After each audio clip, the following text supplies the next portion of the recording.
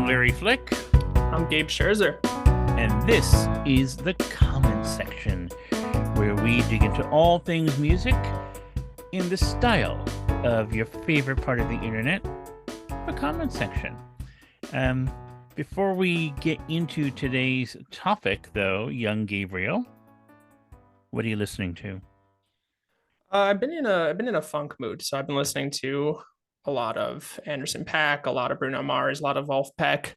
When I find artists that I like, I tend to just recycle the same stuff, which I don't have a problem with. Like I was looking at everyone is sharing their Spotify Wrapped now, and Yes.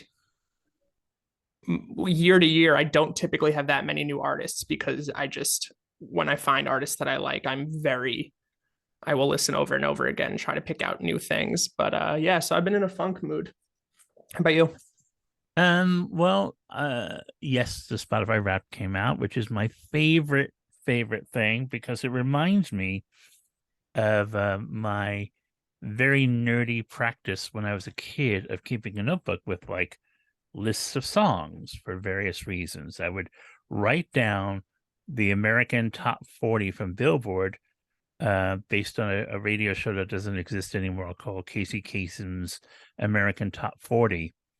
Um, and then I would make my own. I was just really a nerd. And so for me, rap reminds me of that. So I get Mhm. very giddy, like, ooh, you know, did this all turn out the way I thought it was going to turn out? And it usually does. So I've been listening to some of my top rapped artists like Orville Peck. A lot of Orville Peck today from the album Bronco, which is really the best album of the year. Just so good. I love it. So Yeah. before we get into things, we must take a moment to recognize Christine McVie. Yes, yes. As of the time we're recording, the news broke late last night here in the UK, midday in America, that she had died after what they're calling a short illness, at the age of 79. Um, Usually, short illness means something cancer related or maybe COVID related in this generation. She was the oldest member of Fleetwood Mac, interestingly enough. And, Fleetwood Mac, my all time favorite band. So I was crushed and kind of shocked when I saw the news. I guess I just, they're all so old in that band. They're all in their 60s. And I mean, I think they're all in their 70s, actually. And I just never thought of her being unwell or Mhm. in anything other than really great health. So it was very sad, very, very sad. She was sort of the least flashy member of Fleetwood Mac, but um, and so it didn't. As a result, she didn't capture the media attention the way Stevie did with her has I should say with her kind of like witchy poetry, and Lindsay with his guitar work and his just odd behavior over the years.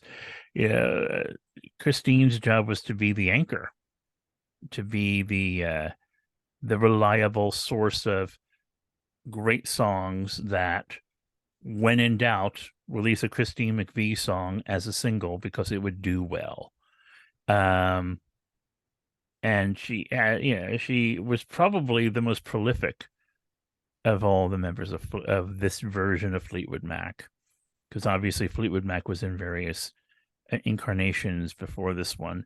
And she was, before Stevie and Lindsay joined, she was part of the more bluesy version of the band. She brought structure and songcraft to the band, but what she really brought was the most beautiful voice, great instrumentation. Like I said, she wasn't the most flashy member of the band, but her songs are the most, I would argue, the most sturdy Mhm. and the most timeless, the least likely to be tied to an era on a calendar. Um, I would love to hear about if you could just briefly talk about your experience chatting with her. yeah, I only met her once. I met her late in her career when I was a radio host at SiriusXM. She and Lindsay put out an album called Buckingham McVie, and so I got to spend some time with the two of them. Um, and he was, all full of weird, like, kind of almost OCD, ADD behavior. And she was like her music, very kind of calm. Um, she enjoyed a cigarette, so she was holding one in her hand, waiting to leave. I was the last interview before they were leaving the building, and she was dying for a smoke. Um, and she was articulate and sweet and just very easygoing. Um, Off mic, she was a little edgy. She made a couple of edgy jokes about Stevie. And I'm sure you said we will have none of that here. Ah, well, You don't like any of those edgy jokes. who, me? Yeah. Please, I said, sit next to me and tell me more. And we had a lovely off mic chat. And when she left, she gave me a lovely warm hug and said, "Next time, let's have a bottle of champagne together." Which is the highest compliment she could share, because for those who really, really love Christine McVie, they know that she is never far from a bottle of very expensive champagne. In fact, some of her most classic recordings were made with really bottles of champagne around her, empty bottles around her, full glass always on the piano or on the keyboard. Um, it was her drug of choice, you might say, Mm-hmm. and never got to have that bottle of champagne with her, but that's okay. The intention was all I really needed. She was a wonderful woman, wonderful lady. Well, I think that all we got to do now is celebrate her life and, Yeah, raise some champagne, have a glass of raise a of, of, glass. of bubbly in honor of Miss Christine. And I've been, yeah, when I haven't been listening to Orville Peck, I've been listening to Tusk, which is, one of my favorite Fleetwood Mac albums. But we have actually We got a good one today. we have a juicy topic today. Why don't you introduce the topic to everyone listening? Yeah, so today we're talking about controversy in music, specifically controversial content. We're talking lyrics or persona, all around controversy. What causes it? How do people react to it? Is it intentional? Um, and I'm gonna dive right in if that's okay. And Yeah, I'm dying to hear what you think is controversial in music. so I think that when we look at controversy in music, it really depends.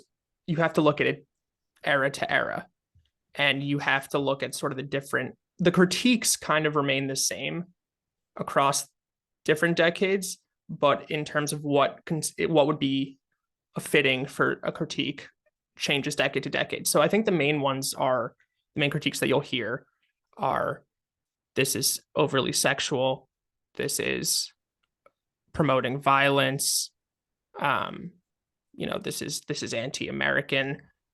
Uh, Billie Holiday's "Strange Fruit" was released in 1939 and was considered totally controversial at the time because it was talking about Black people being lynched, um, and people didn't want to hear that in music. Madonna in '86 released "Papa Don't Preach," and that was considered totally outrageous for her to be discussing teen pregnancy on a record that people would be listening to.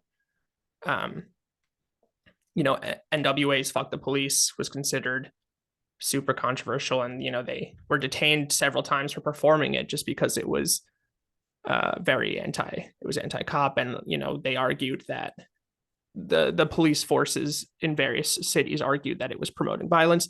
So, but the truth is that controversy sells, and a lot of the time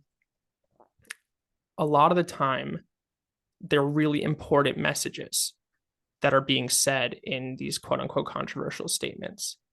And I think that it's important to distinguish what is just controversy for the sake of controversy and what is controversial because you're sticking it to the man, or you're ruffling a few feathers.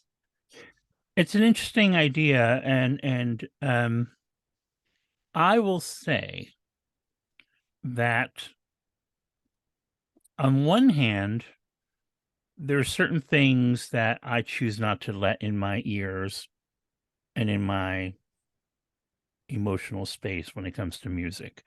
Um, but I will also say that when it comes to deciding what's controversial, what's acceptable, what's not acceptable, the term feelings aren't facts is it comes into play because I I'm not shockable, as you will know. Just based on my sense of humor, I'll say anything. Mm-hmm. And I just think, you know, get over it. You know, if someone's going fuckity fuck fuck fuck, it's very much like a 2-year-old who learns how to say that word because they've heard mom and dad say it. So is that controversial? No, it's not. From my point of view, it's kind of stupid. Um, as a journalist, I've always kind of bristled against this. I was on the team that reported on Cop Killer, Mm-hmm. the record that Ice-T, I think it was Ice-T, right? Mm-hmm. Or was it Ice Cube? One of the No ices. iced tea. Forgive me for not knowing that off the top of my head. Um, and it was violent and it was angry, and I, didn't like the record because I tend to like police officers just as much as I like, controversial, there's that word, rappers. I think everyone has a point and everyone should get to share it. I was also on the team at Billboard that reported on the institution of the PMRC, which was the parent. What was that? PMRC, the parental music PMRC. Yeah. Anyway, it was from Tipper Gore, and it was designed to put stickers on records. Those explicitly, that was Yep. those stickers um, were born out of Tipper Gore, the wife of one-time Vice President Al Gore, saying that Two Live Crews, Me So Horny was inappropriate. I think that people don't realize how new of a concept that whole parental advisory sticker is. It's It very new. actually, It's it it's only it's the first album to have it was Ice-T for Rhyme Pays, and that was in July of 1987. yeah, it's fairly new. And the thing is, um, only makes you want to listen to a record, right? Totally. When those stickers first started coming out, I argued at many music industry conference that they are helping people like Two Live Crew have bigger hits because they're making the record seem like something irresistible, right? It's like when your mother says, "Don't touch the stove, don't touch the stove," you touch the stove. Yeah, I mean, a lot of it is like a car crash, like where that you can't look away from. It's you want to see what all of the hype is about. Um, and interestingly, the more real that the controversial content seems to the listener, the more they eat it up. Let's look at the case of YNW Melly, the now incarcerated for murder rapper who released one of the bigger songs of the last decade when he released a song called "Murder on My Mind." It was streamed 500 million times. I And mean, it and here's the was, thing, the record's terrible. yeah, it's not good. The record's terrible. It's kind of catchy, I will say. Some of the most quote controversial records are crap. They're of a lower quality Uh, because an artful record doesn't need to set guns blazing to get its point across and to reach the masses. Um, I love Madonna, but I thought Papa Don't Preach was one of her weakest songs. I just didn't get it. Um, I mean, it was fun, but I didn't get all the hubbub. I didn't get all the hubbub.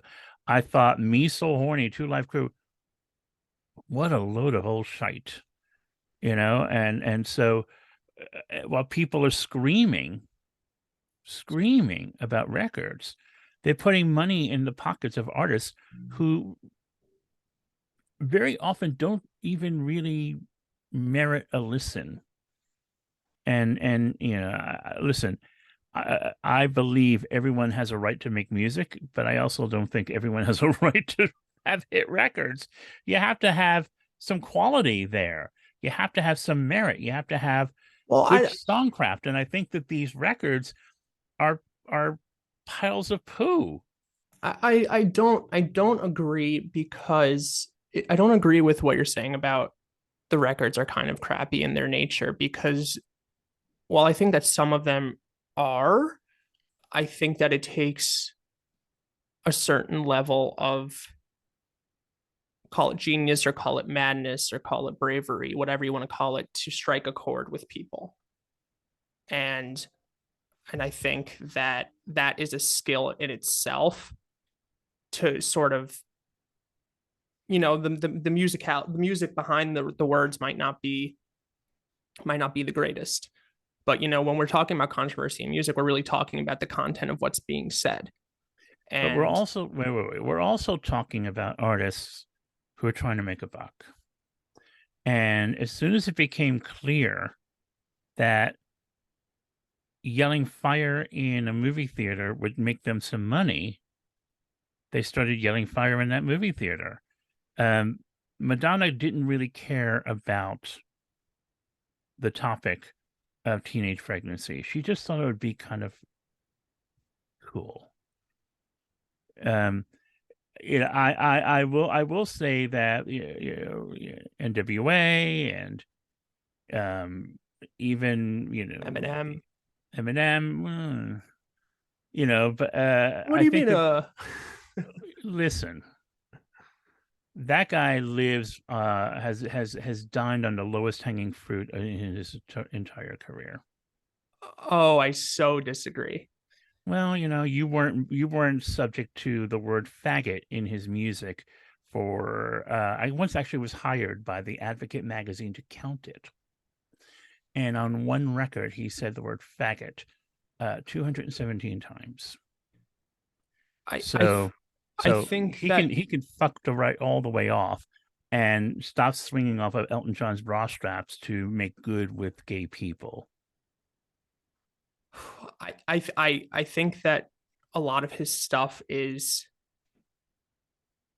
has undeniably homophobic content, but I think that to say that he's going after low hanging fruit is not, you say feel how you will about the guy, but I don't think that that's a fair Oh, I think it's representation of completely fair because he's playing his to impact he's because you how would you feel if he went after the Jewish population of this country badly.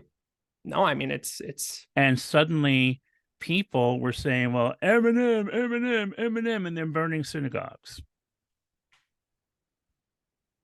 Because when during the height of Eminem's homophobia, Eminem's fans were beating the crap out of gay people. mm-hmm. So yeah, he could fuck off. I'm not interested. And I get that he made nice, and I get that he's ultimately, I met him, I used to work with him at Sirius XM. He's a basket case. Well, of course, he's also a He's such, genius. I he's think. also, he's all, well, okay, let's not get carried away, my love. Oh, of course he is. He's made a couple of good records, and let's face it, A couple. He's been swinging off of bra straps most of his career. Rihanna's back is really aching from carrying Eminem. Oh, you're so wrong. How is No, because a couple of the biggest hits have her on it? I mean, you're talking about one of the greatest. Listen, putting putting putting the all of what you said, which is 100% true, aside, and you also have to talk about the talking a lot about violence against women and a lot of the stuff that he talks about. The man is a master of his craft. I mean, there he's a is master of stirring people up. no, he's a master. Congratulations to Eminem. No, he's a Well, then master. wait. Then why is he not? See, here's the thing. He's a master of writing rhymes, and he's a master of he was a Mm, master of telling a story in a very poetic way. I will say was because I've actually had the misfortune of listening to his last couple of records, and they His were not last couple good. records, I think he Well, should so I think he should have stopped after making Recovery. I think he should have just stopped. But anyway, um, listen, I believe that I'm not shockable. So, needless to say, I was not shocked by yet another rapper behaving as he has. I am always amused by marginalized people who marginalize others, Mm-hmm. i.e., he was not viewed very well in his life and career. He was marginalized as a rapper because he was white at the beginning of his career. I'm always fascinated by people who then try to drag others down. Should he make the records he makes? Sure. I don't care. I'm not listening to them. Do I think they're controversial? Eh. Do I think they're useful? No. Do I think that do I want to watch someone like him held up as like, a maestro? No. And that's all right. Other people can have their opinions. Other opinions are available. But nah, nah. I think that it's I will 100% acknowledge the harm that he did, especially in to the LGBTQ community. But I also think that you know it's not like he didn't adapt, and it's not like he didn't say a lot of things that really hit home with people. But let me ask you this. These How do you ideas look are nightmares to white Yeah, but cameras who's yeah. But here's the thing. You with all how I love you. yeah. But you sound like every person who's never had to look someone in the eye who's been hurt, killed, whose family member, it's one thing, when politicians, for example, Mm-hmm. or music artists say, well, thoughts and prayers, and I, and they're talking about things in these esoteric, intangible terms. If you could you walk into the house of a family whose kid was brutally beaten Mm-hmm. by the fan of an Eminem record that had the word faggot in it 24 times and say, well, he's a genius. Could you look that family could you look his mom in the eye and say, but he's a genius? No, Well, there you go. but Next. It's like that's the thing, right? That's the thing. I can listen to a record like Cop Killer, which I think is not a very good record, but I can also understand the anger because of the bad cops who mm-hmm. have killed black people for no good reason. Mm-hmm. And so, and again, do you? I don't believe in censorship. I don't believe in stopping people, Mm-hmm. you know, and I don't, and I don't begrudge people for putting lots of money in his pocket. I just think, well, can't you find someone better? Can't you find someone who's a little less cheap? Who's willing to be a little bit more artful and when you're basically a pampered sniveling little white boy Mm-hmm. who's afraid to leave his house, you are sure brave and bold. Let's put your ass out on the street, mother, Mm-hmm. and then let's have a conversation about it. Hmm. But Eminem lives in an ivory tower. The man never sees the outside, so he is very bold without having to back up his words. Because if a bunch of faggots showed up at his house, he'd run behind the shelves and call the cops. Yeah, I think that what you're touching on is really important, which, is it really comes down to this issue of, are there limits to how people are expressing themselves? Because you're absolutely right that what he said, I'm sure, inspired violence, and I'm sure particularly against LGBTQ communities. And I'm sure, be it he's gone on many interviews and, said like, oh, I don't have a problem with anybody. And, he's talked in other songs about how he doesn't have a problem with anybody. But I agree with, I mean, you're right. And the question becomes, is the controversy, and it's a case by case basis, is the controversy being used just to sell, or is it being used to make a larger point? You know, But like, also, here's a question: why is it okay for an artist to instill violence, and yet, and we don't listen to Michael Jackson music? What's the difference? what's the difference between? What's the difference between blacklisting a very likely child molester Mhm. and not blacklisting someone who's instilled violence against a sector of people? I think there's little difference. I think that society and fan bases decide for themselves whether they're willing to separate the art from the artist. And in some cases, it becomes much harder to do so. I think Kanye, it feels wrong to say, stick to music and don't speak your mind. But when you're spreading really harmful messages, I mean, you're right. See, that's where the controversy is, right? That's, like if you were just going to make music and be wild and all of that, um, okay. But his actions as a human Mm-hmm. are very different than controversial music artists, right? His actions as a human are putting the people of his own community at risk. For sure. He's making it harder for a black man to walk the streets of America or any country. He's making it harder, Or a Jewish man. Yeah. So Well, and I think that it goes back to what you were saying about. no record's that good. I th- I No think record is that good. I think that, I recognize the blind spot in myself, and I think everyone has it, where it's much easier to overlook really harmful content when you're not the subject of it. Like, even for me, I can acknowledge that it's much easier for me to overlook a lot of the Eminem homophobia stuff because I'm not the one who's being directly impacted by that. And that's a fault in my own. And that's a fault in, in a lot of people in how they intake content.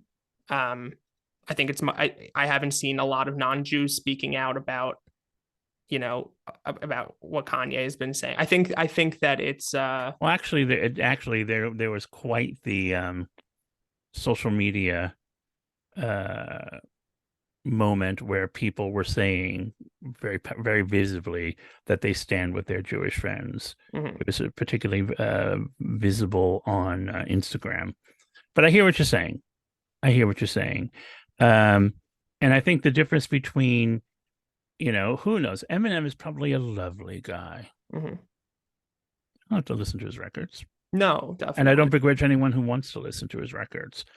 You try to hit me because you've been listening to his records, and I'm going to knock your face off.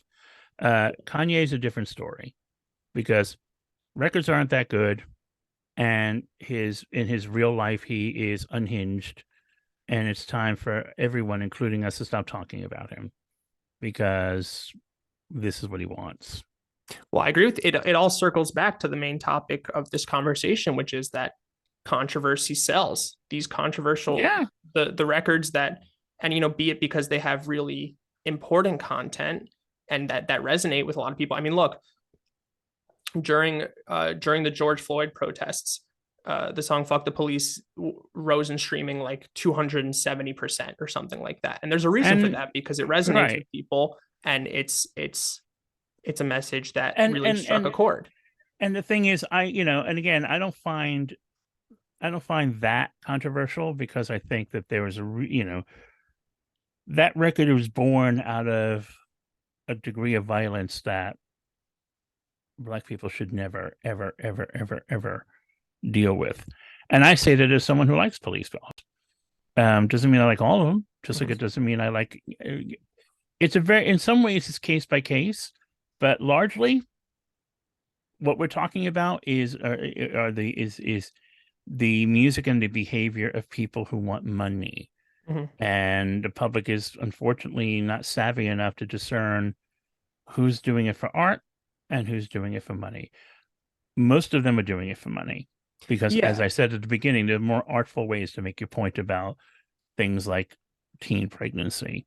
yeah. Or I think Cardi B and Meg The Stallion coming out with WAP probably was less of a statement about feminism There's nothing than feminist it was a money about grab. that record. It was just, Well, I think that could we get away with how many times we could say the word pussy on a record and not get banned? well, I think that they might argue, and I agree with you, but I think that, devil's advocate might argue that the point was that, that men have been talking about their dicks for years and years and years, and Yeah, it shouldn't be absolutely. controversy to talk about, for women to talk about themselves like that. But that one felt more like a But that's more aggressive money grab.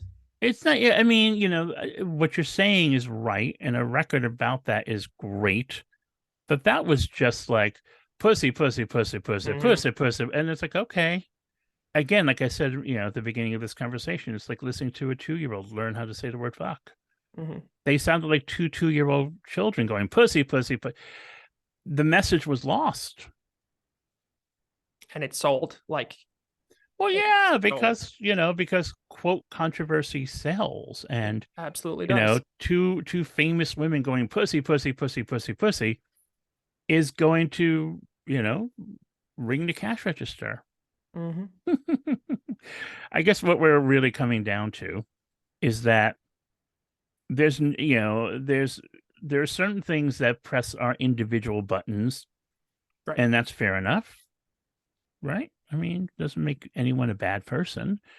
Um, but that it also um, you know, shows that people will sometimes be blinded by the shock value. It's not really controversy; it's shock value. Totally. And so, Kanye, Madonna, Cardi B, Nicki, these are shockmeisters. These are Mm-hmm. not necessarily always artists. They might be artists in their part time, but mostly they like to be shocking. Right. And you raised a lot of good points about sort of intended. What we're talking about is if the intent is just to be controversy for controversy's sake, or if it's supposed to have a larger message about society. I respect a record way more if there's a larger message behind it, as opposed to if it's just, let me say the most ridiculous things possible I in mean, I 3 minutes. respect it if like the most common denominator of your listenership will get the point. Mm-hmm. Mm-hmm. And I would say that not all of these records that we've talked about today deliver that point as much as they deliver the shock. Mm. All right, let me Controversy start. sells. Controversy sells. So, Oh, there's nothing like watching my young friends blush. you're making me squirm a little bit over here. Would I do that to you, young Gabriel? Yeah, absolutely. Well, that's what you do when you're friends with somebody and you know Yes, you're safe, and you know absolutely. that nothing is, when nothing is off limits, that's because there's trust Mm-hmm. and there's friendship and there is a willingness to be brutally honest with each other, Mm-hmm. and especially when I'm right.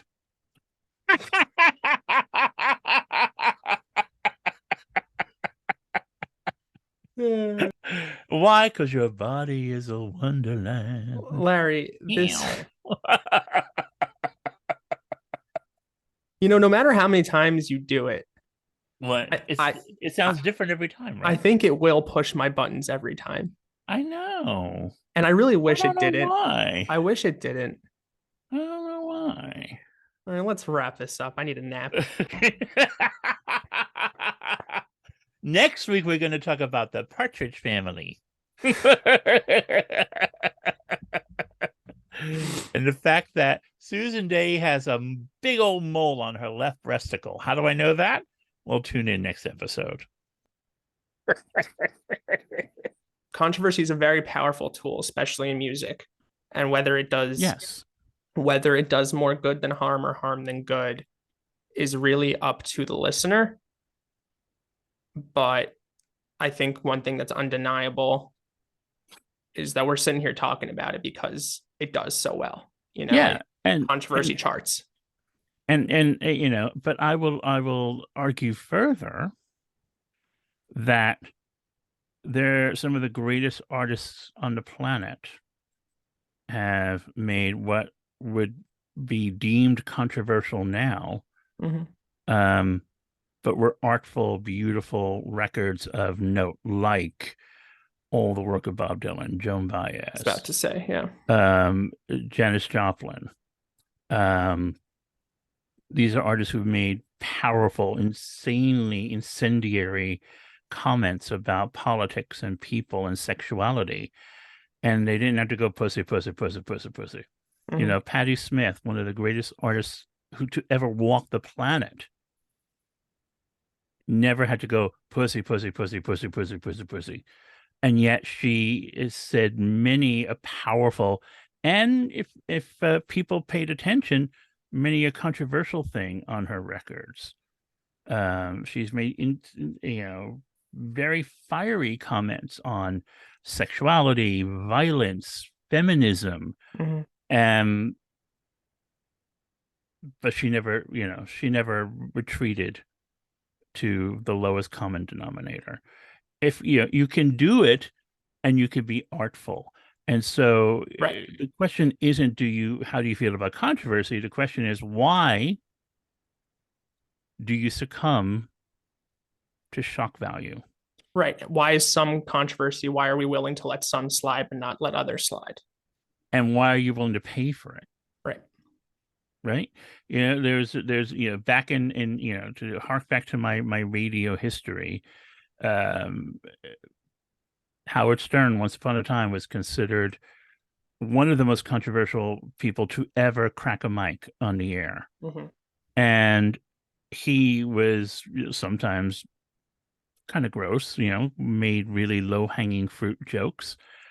But there was always a method to the madness, and the method eventually was delivered in a way that made those who actually listened understand the point. The thing is, I can listen to WAP, and listen, it made me giggle the first time I heard it, but I didn't walk away from it thinking, what a powerful protestation against male sexual dominance. No. I just thought, that's funny. They got away with saying pussy 25 times. Mhm. It didn't deliver the point.